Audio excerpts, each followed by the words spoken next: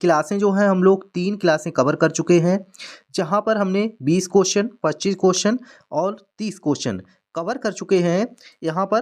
तो आप सभी लोग समझ सकते हैं यहाँ पर 75 क्वेश्चन जो हैं हम लोग अभी तक जो है 3 क्लासों में कवर कर चुके हैं। और यहाँ पर इस बुक को कंप्लीट यहाँ पर हम लोग सॉल्व करेंगे। और आप सभी को पता होना चाहिए, यहाँ पर आप चाहे रेलवे ग्रुप डी की तैयारी कर रहे हों, ठीक है, आप चाहे रेलवे ग्रुप डी की तैयारी कर रहे हो, रेलवे की एएलपी की तैयारी कर रहे हो, आरपीएफ की तैयारी कर रहे हो, किसी भी एग्ज़ाम की अगर आप प्रिपरेशन कर रहे हैं तो यह क्लास आपके लिए बहुत ही ज़्यादा उपयोगी साबित होगी। बहुत ही अच्छे मार्क्स आप लोग यहाँ पर गेन कर पाएंगे। बस आप लोगों को करना क्या है, यहाँ पर पूरी प्लेलिस्ट को फॉलो करना है। हमने प्लेलिस्ट बना दी है और उस प्लेलिस्ट को सेव करके डाउनलोड कर लीजिएगा वीडियो, और शुरुआत से इस कंप्लीट बुक को क्वेश्चन बाय क्वेश्चन आप लोगों को डिटेल के साथ पढ़ना है, ताकि आप लोग यहाँ पर कोई भी पॉइंट मिस ना करें। हमने इसी पिछली क्लास में जो है कवर किया था। यहाँ पर हम लोग सबसे पहले फिजिक्स को कवर कर रहे हैं, और फिजिक्स में हमारा सबसे पहला टॉपिक था भौतिक विज्ञान के अंदर यहाँ पर मात्रक, मापन और मापक यंत्र। इनमें से हम लोग कवर कर रहे हैं, और यहाँ पर अभी तक जो है 75 क्वेश्चन हम लोग कवर कर चुके हैं। इससे आगे के प्रश्न जो है आज की क्लास में रहने वाले हैं। क्लास नंबर 4 हमारी आज की जो है क्लास है। इससे पिछली क्लासें आप लोगों ने, जिन लोगों ने अभी तक नहीं देखी है, तो प्लीज़ सभी से रिक्वेस्ट है, जो 1 और 2 और 3 क्लासें हो चुकी हैं, प्लीज़ चैनल को सब्सक्राइब करके उन क्लासों को ज़रूर देख लीजिएगा, और सेशन को प्लीज़ वीडियो को लाइक ज़रूर कर दीजिएगा, ताकि ज़्यादा से ज़्यादा दोस्तों तक, भाई बहनों तक यह क्लास पहुंच पाए। और भाई थोड़ा सा धैर्य बनाकर रखिएगा, पूरी बुक का सलूशन मिलेगा आराम से, बस आप लोग साथ बनाए रखिएगा। तो हम लोग चलते हैं क्वेश्चन की तरफ, और धीरे धीरे हम लोग इस कंप्लीट बुक का पूरा सिलेबस यहाँ पर कवर कर लेंगे, ठीक है। तो आप लोग समझ पा रहे होंगे। अब चलेंगे हम लोग क्वेश्चन नंबर 75 की तरफ, और 75 नंबर का क्वेश्चन आप सभी के सामने आने वाला है, जिसका मैंने आपसे प्रश्न पूछा भी था, ठीक है।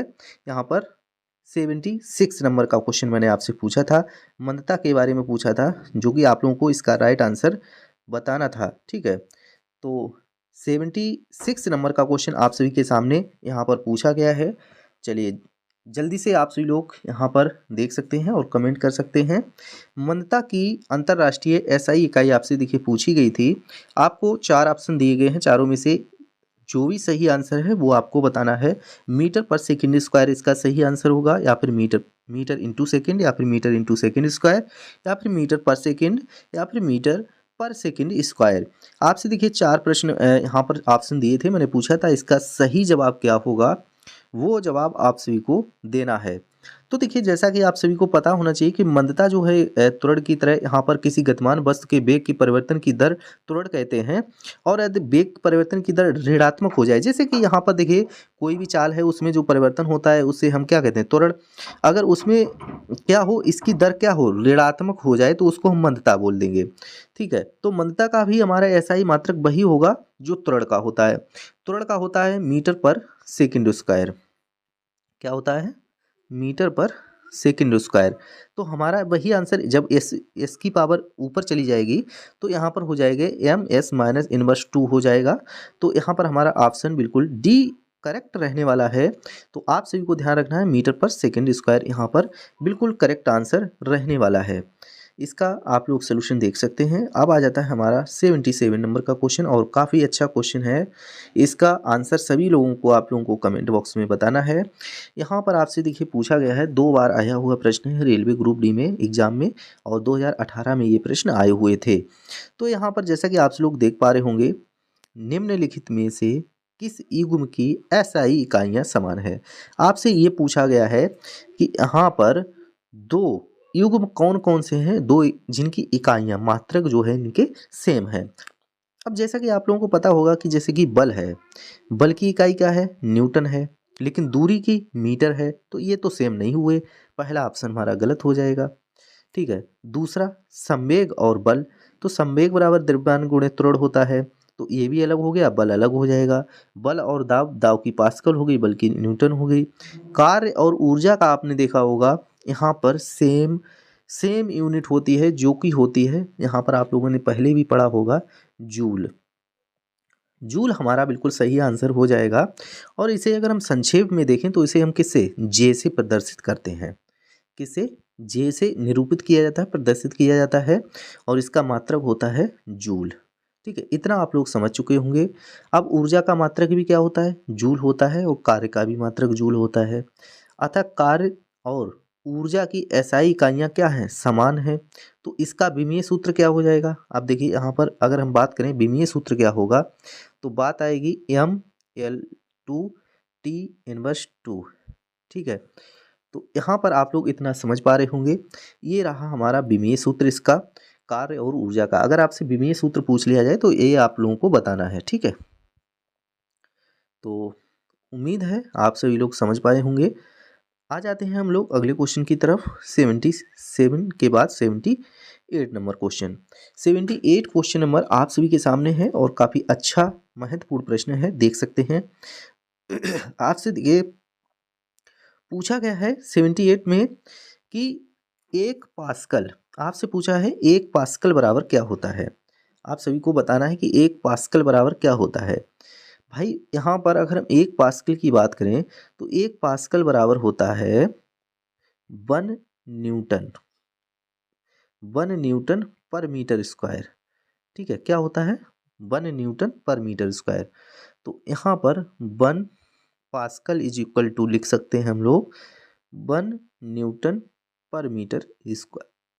बिल्कुल करेक्ट आंसर यहाँ पर रहने वाला है। ओके, तो आप लोग इतना आप समझ चुके होंगे। ठीक है, हमारा राइट आंसर यहाँ पर कौन सा हो जाएगा, ऑप्शन नंबर फर्स्ट यहाँ पर बिल्कुल सही रहने वाला है, 1 न्यूटन पर मीटर स्क्वायर। ठीक है, अब यहाँ पर का मतलब ये है, यहाँ पर अगर हम 1 न्यूटन पर का निशान लगा देते ना, तो यहाँ पर मीटर स्क्वायर होता है, ऊपर चली जाती है, अगर इसको ऊपर लेके जाएंगे तो माइनस में चला जाता है घात। तो ये लोग आप लोग समझ पा रहे होंगे। अब देखिए अगला क्वेश्चन हमारा सामने आ चुका है, यहाँ पर आ चुका है मिलान करने के लिए। 4 ऑप्शन आप लोगों के सामने हैं और एएलपी में आया हुआ प्रश्न है, आपसे पूछा जा सकता है, ग्रुप डी में आने की पूरी संभावना है। ठीक है, तो ध्यान रखना है।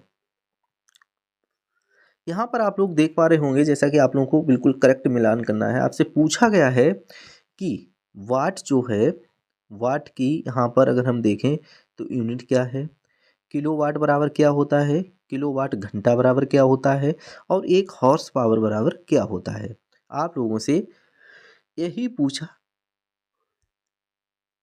गया है। ठीक है, तो अगर हम देखें कि 1 हॉर्स पावर बराबर, आपको देखिए सबसे पहले कौन सा पॉइंट उठाना है, हमें वही पता, यहाँ पर उठाना है पॉइंट जो हमें पता हो। तो हमारा सबसे पहले हमें पता है कि 1 HP बराबर होता है 746 वाट, अर्थात हमारा चौथा ऑप्शन बिल्कुल सही अब यहाँ पर दे रखा है। तो 4 का डी जहाँ दे रखा है, पहला सही हो गया तो चौथा सही होगा।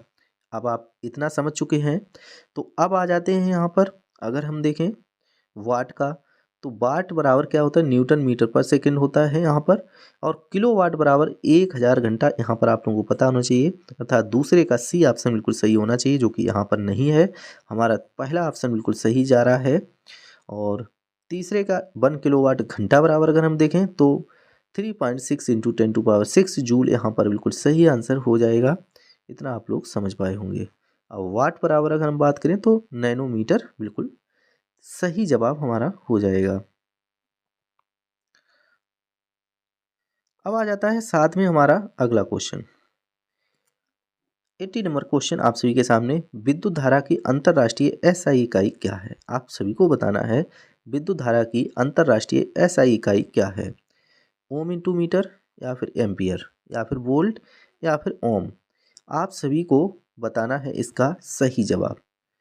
ठीक है, तो विद्युत धारा की जो एसआई यूनिट है, मैंने आपको कई बार समझाया कि यहाँ पर एम्पियर बिल्कुल हमारा करेक्ट आंसर हो जाएगा, ऑप्शन बी विद्युत धारा का यहाँ पर एसआई मात्रक हो जाएगा एम्पियर। ओम हमारा प्रतिरोध का हो जाएगा, किसका, प्रतिरोध का, ध्यान रखना है।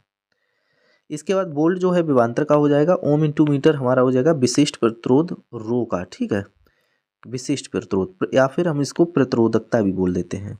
क्या बोल देते हैं, प्रतिरोधकता, ध्यान रखना है। अब आ जाता है देखिए हमारा साथ साथ यहाँ पर नेक्स्ट 81 क्वेश्चन आप सभी के सामने, और इसका सही जवाब आप लोगों को बताना है। 81 क्वेश्चन में आप सभी लोग देख पा रहे होंगे तरंग दैर्घ्य का एसआई मात्रक आपसे पूछा गया है, जिसे हम लैम्डा भी बोल देते हैं। तरंग दैर्घ्य का आपको बताना है। समय का हमारा होता है सेकंड, आप ध्यान रखना है। और लंबाई का मीटर में हम लोग नापते हैं, लंबाई लेंथ। किलोग्राम हम लोग भार को माप लेते हैं, किलोग्राम। तो हम अगर इसका सही आंसर देखें तो हमारा तरंग दैर्घ्य भी जो कहाँ जाता है, मीटर में। ठीक है, तरंग दैर्घ्य किस में मापते हैं, मीटर में। फ्रीक्वेंसी को हम किससे मापते हैं, हर्ट्ज से। हमारे यहाँ कितनी हर्ट्ज फ्रीक्वेंसी आती है, 50 हर्ट्ज। ठीक है, जो बिजली एसी करंट आता है वो 50 हर्ट्ज पर आता है, अर्थात 1 मिनट में 50 बार ऊपर नीचे होता है ये। अब आ जाता है हमारा, देखिए अगला क्वेश्चन 83 नंबर का। 83 नंबर क्वेश्चन आप सभी के सामने डिस्प्ले पर देख सकते हैं। सही जवाब बताना है आप लोगों को, देखिएगा। आरपीएफ और एनटीपीसी का आया हुआ प्रश्न है आपसे। देखिए कभी भी किसी भी एग्जाम में ये प्रश्न आ सकते हैं। रेलवे ग्रुप डी, आरपीएफ, कहीं भी पूछा जा सकता है। आरपीएफ में पूछा भी गया है। किसी पदार्थ की, आपसे पूछा गया है कि किसी पदार्थ की मात्रा को मापने के लिए निम्नलिखित में से किस इकाई का उपयोग किया जाता है। आपसे ये पूछा गया है कि किसी पदार्थ की मात्रा को मापने के लिए निम्नलिखित में से किस इकाई का उपयोग किया जाता है। क्या हम लक्स का प्रयोग करते हैं, टेस्ला का प्रयोग करते हैं, जूल का करते हैं, फिर मोल का करते हैं। तो सबसे पहले तो भैया लक्स साबुन इसको हटा दीजिएगा, हमें लक्स यहाँ पर नहीं चाहिए है। ठीक है, तो समझ पाए होंगे आप लोग। तो दूसरा ऑप्शन हमारा मोल दे रखा है। तो पदार्थ की, यहाँ पर अगर हम देखें, पदार्थ की मात्रा को हम मोल द्वारा मापते हैं। इसका जो सिंबल है वो MOL ऐसे प्रकार से लिखते हैं, एसआई मात्रक। और एक मोल में जो है 6.023 इंटू 10⁻23 मूलभूत कण होते हैं। ठीक है, इतना भी आप लोगों को ध्यान रखना है। अब अगर हम बात करें तो जूल को कार्य और ऊर्जा का एसआई मात्रक क्या होता है, जूल होता है। उसी प्रकार से अगर आपसे लक्स साबुन पूछ लिया जाए, अर्थात लक्स का पूछ लिया जाता है, ऐसे करके लक्स का सिंबल होता है, तो यह किसका मात्रक होता है, तो यह प्रदीप्त का मात्रक होता है। किसका, प्रदीप्त का, लक्स। अर्थात हम कोई भी चीज़ जलाते हैं तो कितने लक्स की होती है, प्रदीप्त। ओके,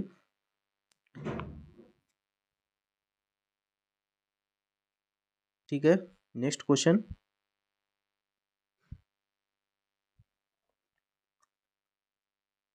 अगला क्वेश्चन यहाँ पर आप सभी लोग देख सकते हैं। अगला क्वेश्चन आप सभी के सामने आपसे देखिए पूछा गया है यहाँ पर 83 क्वेश्चन नंबर। इनमें से कौन सा एसआई मात्रक, अर्थात एसआई इकाई में मोल का प्रतीक है। तो मोल का प्रतीक मैंने आपको बता दिया था अभी, क्या हो जाएगा, MOL। ठीक है, क्या हो जाएगा आपका, MOL, ध्यान रखना है। ठीक है, अब यहाँ पर इसका ऑप्शन बी नंबर बिल्कुल राइट रहने वाला है, ऑप्शन बी बिल्कुल सही हो जाएगा। चलेंगे हम लोग यहाँ पर अगले क्वेश्चन की तरफ। 84 नंबर क्वेश्चन। 84 नंबर क्वेश्चन आप सभी के सामने देखिएगा। आप सभी से देखिए पूछा गया है 84 में कि विद्युत ऊर्जा, यहाँ पर विद्युत ऊर्जा का या विद्युत ऊर्जा व्यय का वाणिज्यिक मात्रक क्या है। तो वाणिज्यिक मैंने बताया था किलोवाट घंटा होता है। ठीक है, क्या होता है, किलोवाट घंटा। आप सभी को ध्यान रखना है, किलोवाट घंटा इसका सही आंसर रहने वाला है। ठीक है, अगला क्वेश्चन यहाँ पर देख सकते हैं। अगला भी क्वेश्चन दे रखा है 85 नंबर। मात्रक कूलाम सेकंड का दूसरा नाम क्या है। तो यहाँ पर देख सकते हैं जूल, एम्पियर, वोल्ट, सेकंड। तो मात्रक जो कूलाम पर सेकंड है, तो क्यू बराबर हमारा क्या होता है, IT। ठीक है, क्यू बराबर क्या होता है, IT। तो यहाँ पर I बराबर क्या हो जाएगा, Q/T। I बराबर यहाँ पर, तो I बराबर Q/T होगा। तो हमारा आंसर बी बिल्कुल सही हो जाएगा, एम्पियर।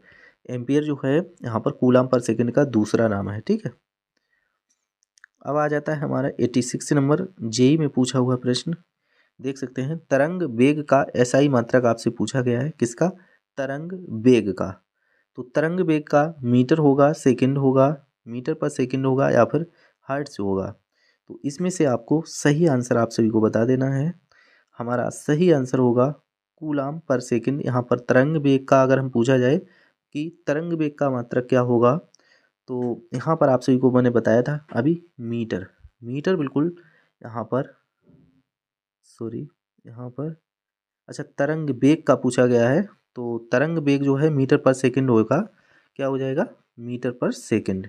ठीक है, ऑप्शन बी बिल्कुल सही हो जाएगा, मीटर पर सेकंड। यहाँ पर देखिए वेग का पूछा गया है, तरंग वेग अर्थात तरंग की चाल, चाल क्या होती है? मीटर पर सेकंड, ध्यान रखना है। अब अगला क्वेश्चन देखिएगा, यहाँ पर ध्वनि प्रदूषण में मापा जाता है। आपसे देखिए पूछा गया है कि ध्वनि प्रदूषण में मापा जाता है, क्या मापा जाता है ये आप सभी को बताना है। ध्वनि प्रदूषण में मापा जाता है डेसिबल, जूल, एम्पियर, ओम। ठीक है, आपसे क्या पूछा गया है? डेसिबल, जूल, एम्पियर, ओम। चलिए, तो यहाँ पर इसका सही आंसर आपको बताना है, ध्वनि प्रदूषण किस में मापा जाता है। तो आपको मैंने बताया था डेसिबल बिल्कुल सही आंसर हो जाएगा। ध्वनि प्रदूषण को हम किस में मापते हैं? डेसिबल में। यहाँ पर अगर जूल पूछा जाए तो कार्य और ऊर्जा का मात्रक, ओम जो है रेजिस्टेंस का, प्रतिरोध का, और अगर एम्पियर की बात करें तो धारा, विद्युत धारा का मात्रक क्या होता है? विद्युत धारा का मात्रक होता है एम्पियर। तो इसके बाद आ जाता है 88 नंबर का यहाँ पर क्वेश्चन, 2 बार पूछा हुआ प्रश्न है। यहाँ पर ध्वनि की प्रबलता किस में मापी जाती है? फिर से आपसे पूछा गया, रिपीटेड क्वेश्चन है। तो आवृत्ति को हम लोग, फ्रिक्वेंसी को यहाँ पर हर्ट्ज में मापते हैं। ठीक है, इसके बाद प्रतिध्वनि, तो हमारा डेसिबल बिल्कुल सही आंसर होगा। ध्वनि प्रदूषण को हम किस में मापते हैं?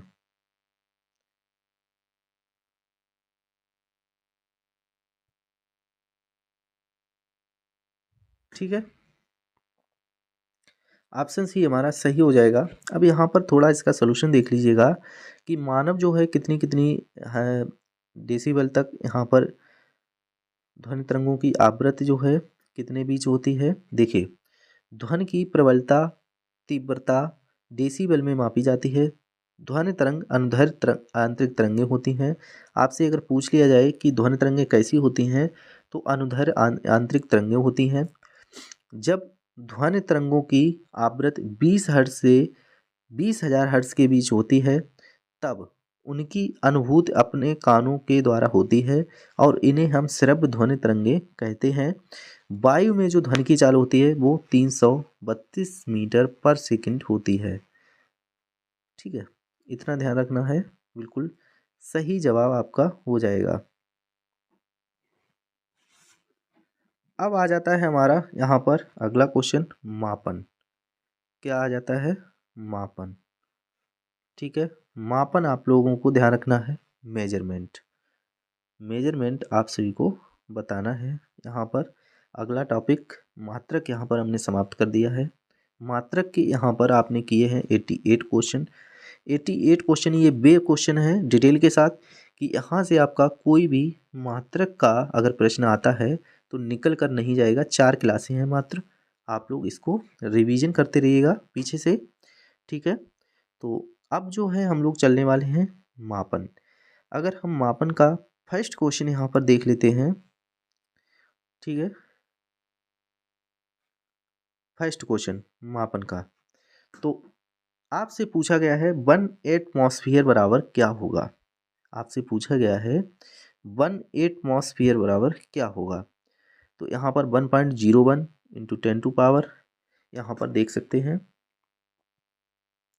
एटमॉस्फेयर प्रेशर पूछा गया है। ठीक है, पास्कल।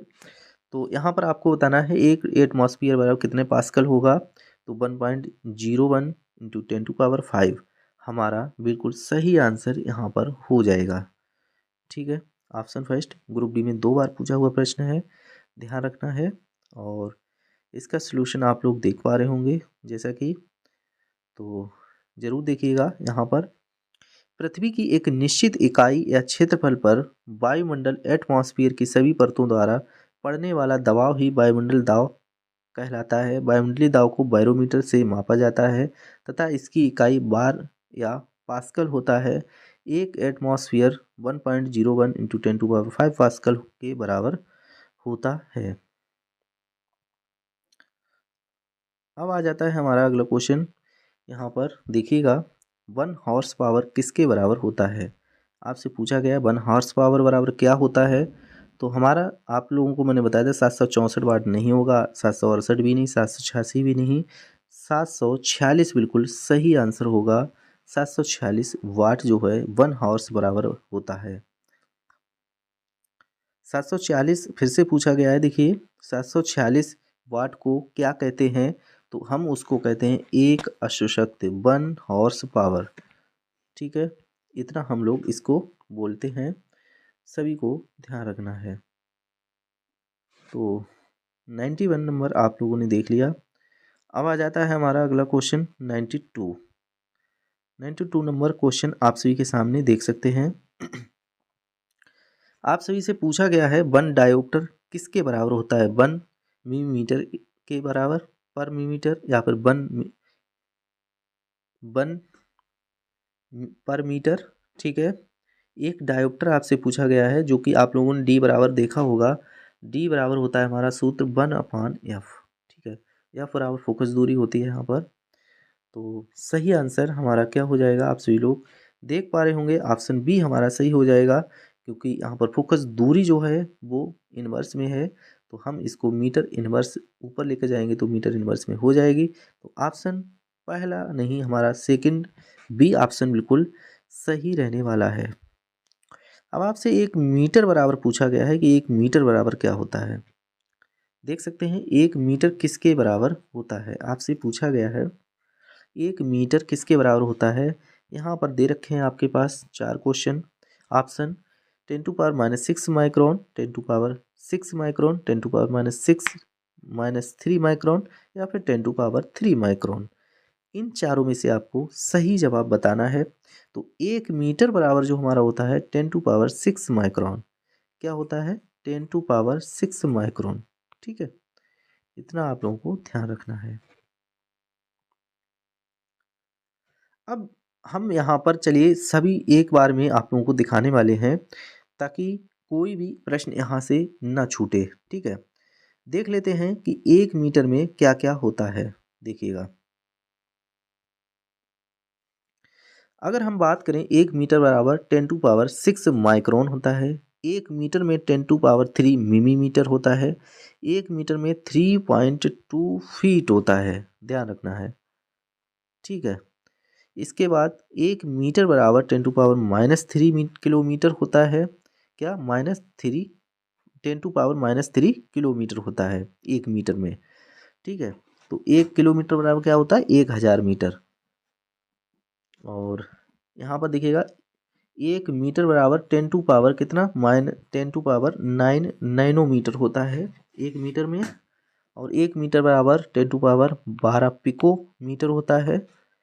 इसके बाद 1 मीटर बराबर यहाँ पर होता है 10⁻15 फेम्टोमीटर।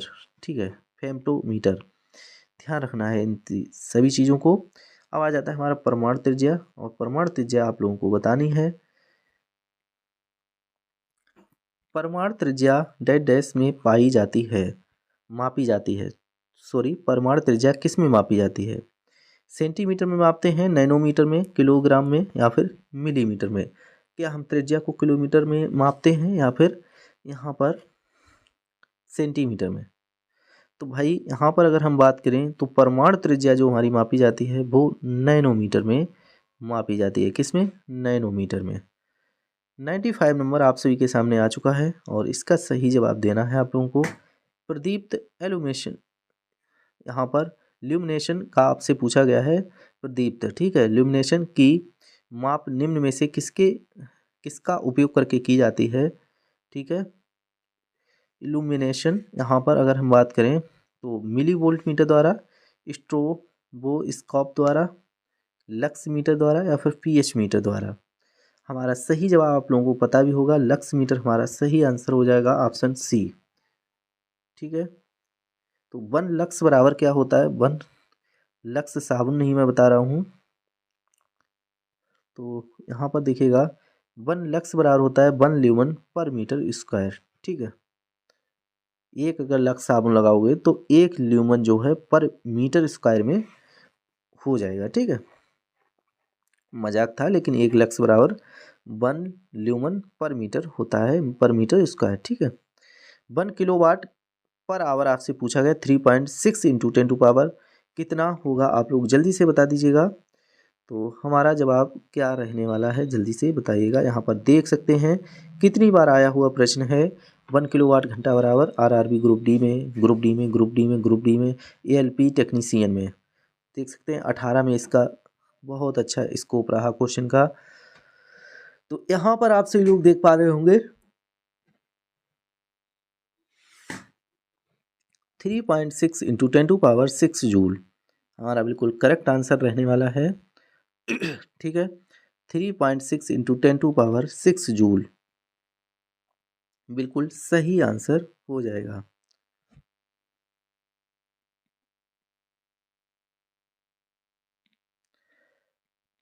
अब आ जाता है हमारा 97 क्वेश्चन। 1 किलोवाट घंटा ऊर्जा जो है किसके बराबर होती है। तो यहाँ पर आप लोगों से ऊर्जा पूछ ली गई है। किलोवाट घंटा जो है 1 किलोवाट घंटा ऊर्जा कितनी होती है, ये आपसे पूछा गया है, जो कि हमारी होती है। यहाँ पर आप लोग देख पा रहे होंगे 3.6 इंटू 10 टू पावर 6 जूल, या फिर इसको हम 3 6 और 5 जीरो लगा करके इतना जूल लिख सकते हैं, जो कि ऑप्शन डी में हमारा दे रखा है, बिल्कुल सही आंसर। अब आ जाता है हमारा, देख सकते हैं अगला क्वेश्चन। और अगला क्वेश्चन आप सभी से देखिए, यहाँ पर बता दिया गया है कि 1 किलोवाट घंटा बराबर, सॉरी यहाँ पर 1 किलोवाट बराबर आपसे कहा गया है कितना होता है घंटा, इसमें नहीं लगाया गया है। तो 1 किलोवाट बराबर आप सभी को कमेंट कर देना है जल्दी से, जो कि हमारा हो जाएगा 1 किलोवाट बराबर होता है 1000 जूल। क्या होता है, 1000 जूल पर सेकेंड। ठीक है, तो 98 का यहाँ पर ऑप्शन फर्स्ट हमारा बिल्कुल सही रहने वाला है। तो कार्य करने की दर को क्या कहते हैं, शक्ति कहते हैं। इसका एसआई मात्रक वाट होता है, जिसे वैज्ञानिक जेम्स वाट के सम्मान में रखा गया था। और शक्ति बराबर क्या होता, शक्ति बराबर होता है हमारा कार्य बटे समय। शक्ति बराबर क्या होता है, कार्य बटे समय। ठीक है, ध्यान रखना है। अब आ जाता है, देखिए यहाँ पर 1 किलोवाट बराबर क्या होता है, तो 1000 जूल पर सेकेंड, अथवा 1 किलोवाट का मान जो है 1000 वाट की शक्ति के बराबर होता है। 1 किलोवाट यहाँ पर डैश डैश शक्ति के बराबर होती है 100 वाट, 10,000 वाट, 10 वाट, 1000 वाट। तो आप सभी को बताना है जल्दी से। तो 1 किलोवाट यहाँ पर किसके बराबर होता है, तो 1000 वाट के बराबर होता है। क्या होता है, 1000 वाट के बराबर। ठीक है, तो 1 किलोवाट किसके बराबर होता है, 1000 वाट के बराबर। 100 नंबर क्वेश्चन आपके सामने यहाँ पर देख सकते हैं। आपसे पूछा गया है 5.5 किलोवाट घंटा बराबर क्या होता है, कितने जूल होता है। जबकि हमने पढ़ा था 5.5 इंटू 1 किलोवाट घंटा बराबर क्या होता है, 3.6 इंटू 10 टू पावर 6 जूल। क्या होता है, इतना जूल। तो यहाँ पर मल्टीप्लाई कर देंगे हम लोग, और मल्टीप्लाई करने के बाद हमारा आंसर आ जाएगा 19.8 इंटू 10 टू पावर 6 जूल, बिल्कुल सही आंसर हो जाएगा। ठीक है, ध्यान रखना है। 100 नंबर क्वेश्चन पर चलेंगे, और इसका राइट जवाब सभी को कमेंट बॉक्स में देना है। आपसे फिर से पूछा गया है 5.6 इंटू 10 टू पावर, सॉरी यहाँ पर 5.6 किलोवाट आवर बराबर कितने जूल होगा, ये बताना है। ठीक है, कमेंट करना है, जो कि हमने पिछले क्वेश्चन में आपको समझा दिया था कि 1 किलोवाट घंटा बराबर होता है कितना, 1 किलोवाट घंटा बराबर 3.6 इंटू 10 टू पावर 6 जूल। ठीक है, और पूछा गया है 5.5 किलोवाट घंटा, तो इतना तो निकाल ही सकते हैं आप लोग। इसका आंसर सभी को कमेंट बॉक्स में देना है। और यहाँ पर आप सभी को पता है, जैसा कि हम लोग सॉल्व कर रहे हैं, यहाँ पर यूथ कॉम्पिटिशन टाइम्स की कंप्लीट बुक का, जो कि आप लोगों को पीडीएफ चाहिए है अगर, तो हमारे टेलीग्राम चैनल पर आपको जाना होगा। टेलीग्राम पर बिल्कुल फ्री ऑफ कॉस्ट सारी बुक्स का जो लिंक है, जो पीडीएफ हैं, वो हमने प्रोवाइड करा दी हैं। आप लोग कमेंट कर दीजिएगा, वहाँ पर आप लोगों को पीडीएफ अवेलेबल करा दी जाएगी। प्लीज़ सभी दोस्तों तक एक बार लाइक शेयर ज़रूर कर दीजिएगा, ताकि सभी भाई बहनों तक पहुंच सके। आप लोग लाइक नहीं करते हैं और सभी दोस्तों तक शेयर भी नहीं कर रहे हैं, तो कर दीजिएगा ताकि सभी भाई बहन पढ़ पाएँ। और पीडीएफ भी हमने फ्री ऑफ कॉस्ट देखिए आप लोगों को दे रखी है टेलीग्राम पर, लिंक भी आप लोगों को मिल जाएगा। और तैयारी कैसी चल रही है कमेंट बॉक्स में बता सकते हैं। अगर कोई राय है कुछ और भी, तो आप लोग उसका भी हमसे ज़रूर कमेंट करके बता दीजिएगा, ठीक है। तो इसी के साथ अब क्लास को यहीं पर हम इस क्लास को यहीं पर समाप्त करेंगे, और नेक्स्ट क्लास में हम लोग फिर से कवर करेंगे 100 क्वेश्चन से ऊपर, ठीक है। मिलते हैं फिर नेक्स्ट वीडियो में, तब तक के लिए विदाई लेते हैं। जय हिंद, जय भारत।